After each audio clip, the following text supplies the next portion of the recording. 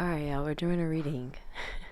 I'm very tired, so please excuse me. It's 11:55 p.m. right now, Friday night, September 5th. I had a long week at work. But God said, let's talk, so here I am. I feel like I've been asking a lot of questions this week, and so I feel like as I split on communication is key, but have faith in your dreams as well. But anyway, I've been really busy at work. Have a very sensitive career, job title. So a lot of my energy, a lot of my mental energy was put into that this week. This could be something you're going through as well. That's why I'm sharing it with you. But anyway, and I've been asking a lot of questions on my commute to work, on my commute home, and it's Friday and I don't work on the weekends. So God's like, here's all your answers, that all the questions you've been asking this week, here's all your answers all at once. And I just went for a really long walk. And I was just thinking and praying and, talking aloud, doing all that jazz. And I came home and I thought I was gonna, brush up, get ready for bed. But God said, no, you want a conversation? We gonna have a conversation instead. Some of y'all can be a writer, a poet. Hold your vision. My God. This ain't real. This ain't real. This ain't real.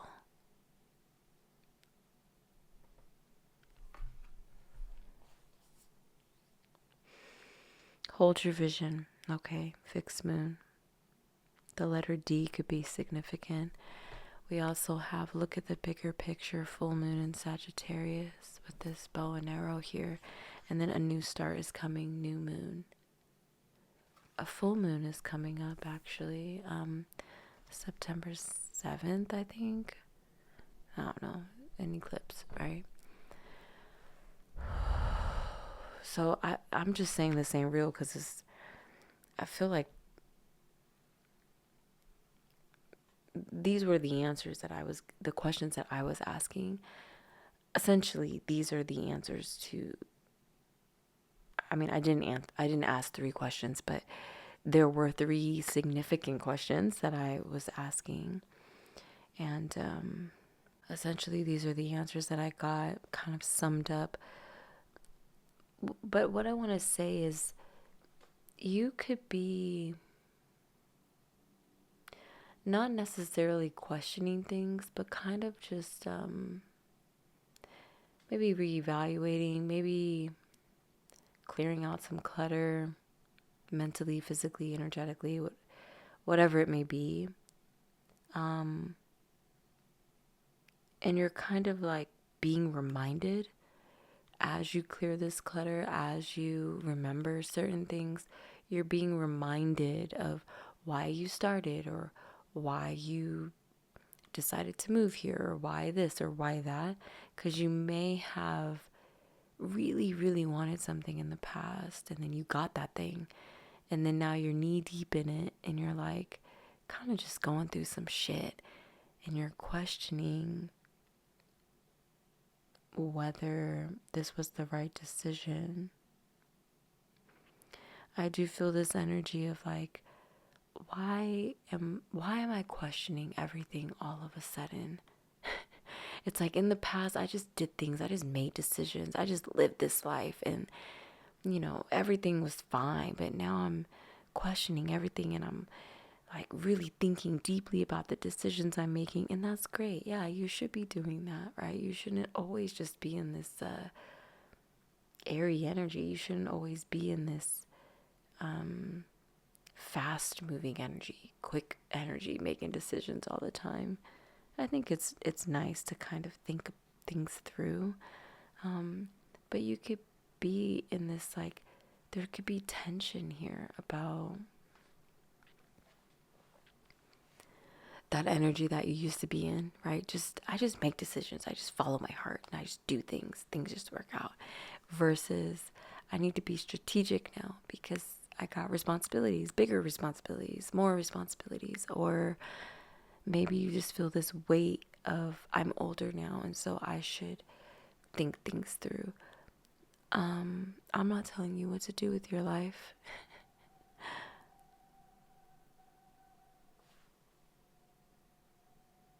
What is that noise?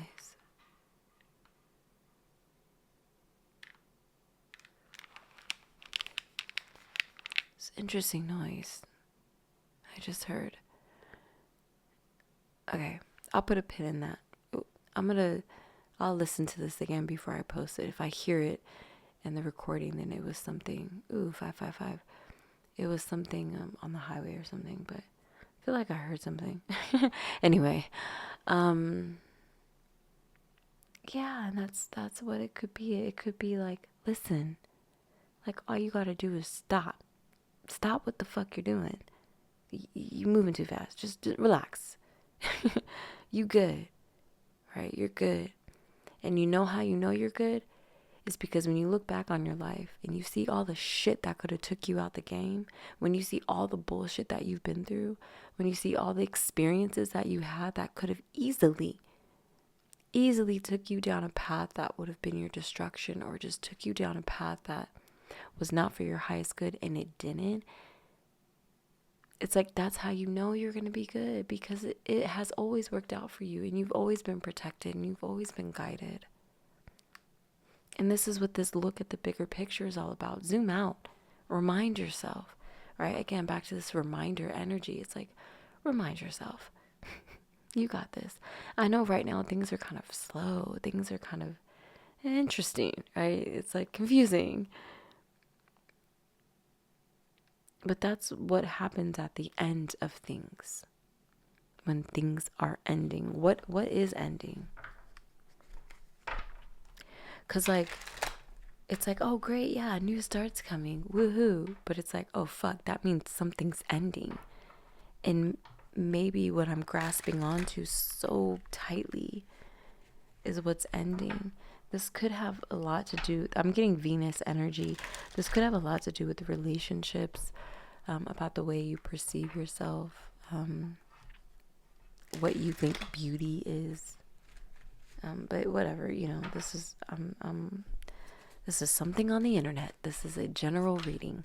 Yes, my intention is for this message to get to who it needs to reach, but just, you got to make it make sense for your life. Everyone's living a very different life. All right, whatever. What's ending?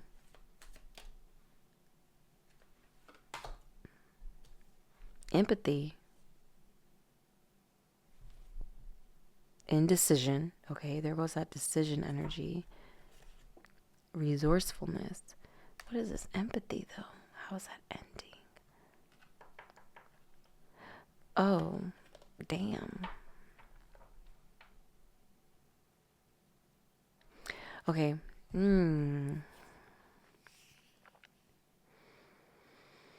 Something about being a guard dog to something or someone. Always need to have your guard up, or always need to guard something. That's exhausting you. That's ending. Also, something about like, let me show you this card. Let me make a sentence out of this. So it's something like, what's ending is giving without receiving. But the giving was coming from a place of, okay, so we have this resourcefulness here at the top of the deck. So it's like it was coming from a place of like charity. It's like you gave, and you weren't really expecting anything back. But now it's like that energy is coming back to you. So that this energy of exertion, this energy of 1001, mirroring numbers. I'm thinking, give me a second. How come I can't articulate this? This is interesting. I feel like this is so easy to say, but it's not. I can't put it into words for some reason. This could be the energy here. Like, yeah, indecision. Seventh house energy, that's that. Relationships, relations to other people, connections. It's a lot of other things, but I had brought that up before, so I'm bringing it up again. But it's like the end of giving without receiving. But it doesn't feel like, it just feels like you were giving from a place of not expecting to receive. You're just a natural giver, natural caretaker. Maybe you take care of people, like you're a nurse or caregiver or a nanny or something like that. Yeah, I don't. Okay. I'm just going to leave it at that. It's the end of that. And it's like, yeah, okay. The end of that, and what's the new start? Oh, it fell into my lap. Independent. Oh, wow. Okay, I like that. Yeah, see what I'm saying? It's like,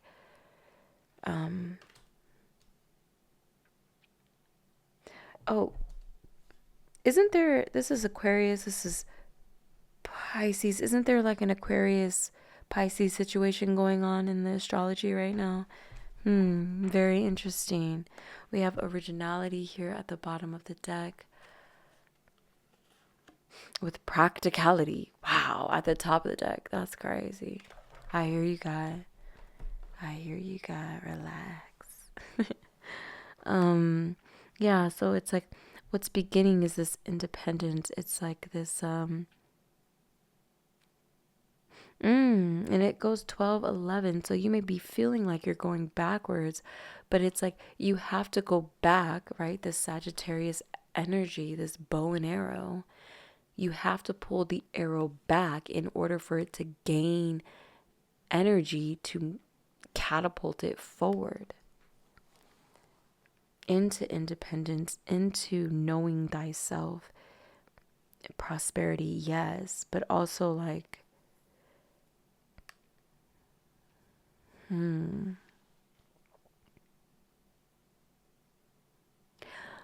I feel like the reason why I can't really, it's like I know the feeling, I know what to say, but I don't want to say it in that way. I feel like it's because a lot of you who are watching don't really understand or know or see or feel that you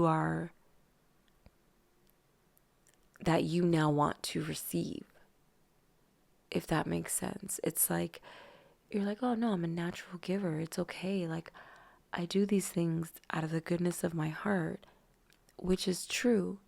But also understand that what can also be true is that on a soul level, like your soul's like, I need to be replenished too. Yes, I have a big soul. I have a lot of energy and a lot of love to give. And that's what I want to do, and that's what I came here to do. But at the same time, nothing exists in the energy of exertion, right? It eventually dies out. It needs to have some kind of symbiotic relationship or some kind of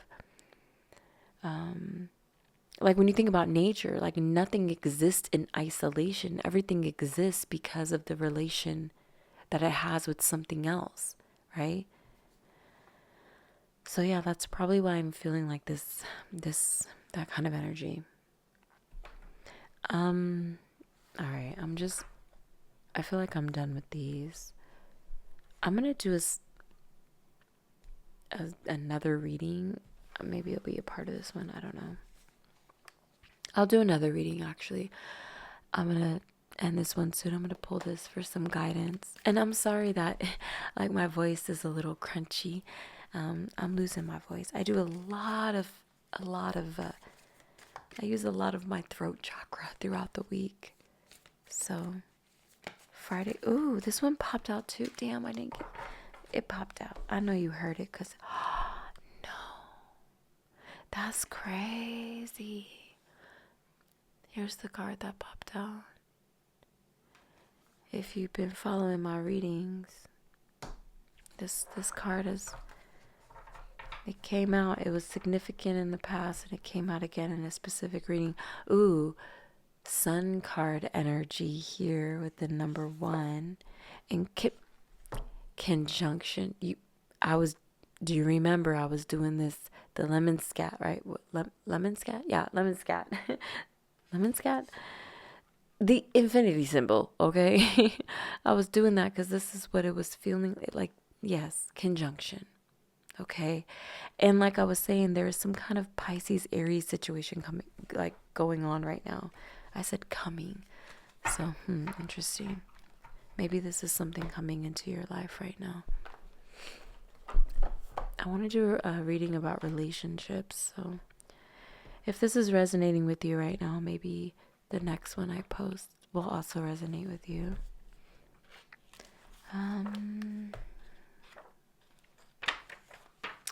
Alright, if I could find the content. Hold on, y'all. I'm tired. I know we all are. I know. It's okay.